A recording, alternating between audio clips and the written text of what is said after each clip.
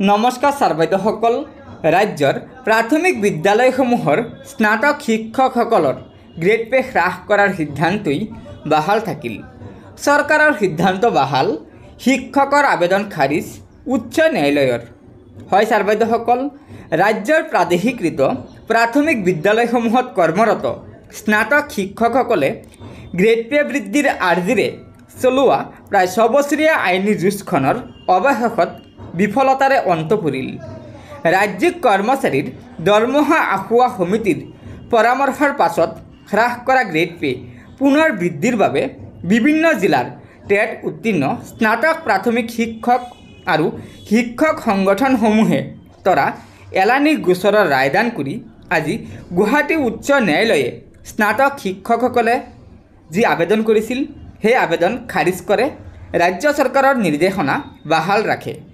উচ্চ ন্যায়ালয়ৰ মুখ্য ন্যায়াধীশ বিজয় বিষ্ণই আৰু ন্যায়াধীশ কাৰ্ডেক এটেৰ বিচাৰপীঠে এই ৰায়দান কৰে।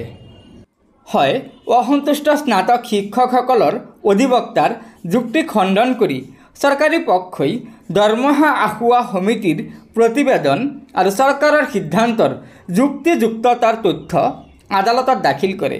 দীৰ্ঘদিন বিলম্ব হৈ থকাৰ পাছত শেহতীয়াকৈ বিগত কেইমাহমান ধৰি শিক্ষকসকলৰ আবেদনলানিৰ দ্ৰুত শুনানি গ্ৰহণ কৰি উচ্চ ন্যায়ালয়ৰ খণ্ড বিচাৰপীঠে আজি বিষয়টো নিষ্পত্তি কৰে। আদালতে দৰমহা আখুৱা সমিতিয়ে প্ৰাথমিকৰ স্নাতক শিক্ষকসকলৰ দৰমহাৰ গ্ৰেড পেৰ ক্ষেত্ৰত দিয়া পৰামৰ্শক যুক্তিসংগত আখ্যা দিয়ে আৰু শিক্ষকসকলৰ যুক্তিৰ গ্ৰহণযোগ্যতা নাই বুলি মন্তব্য কৰি তেওঁলোকৰ আবেদনলানি খাৰিজ কৰে।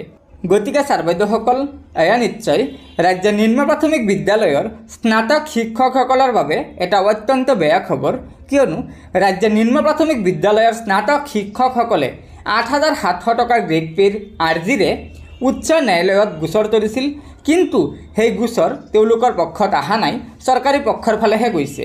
গতিকে ছাৰ বাইদেউসকল, লগৰ বন্ধুবৰ্গক এই ভিডিঅ'টো শ্বেয়াৰ কৰি আজিৰ এই গুৰুত্বপূৰ্ণ খবৰটো জনাই দিব আৰু পৰৱৰ্তী সময়ত চৰকাৰী কৰ্মচাৰীসকলৰ বিভিন্ন খবৰসমূহ পোনপ্ৰথমে পাবলৈ অনুগ্ৰহ কৰি আমাৰ এই চেনেলটো ছাবস্ক্ৰাইব কৰি ল'ব। ধন্যবাদ।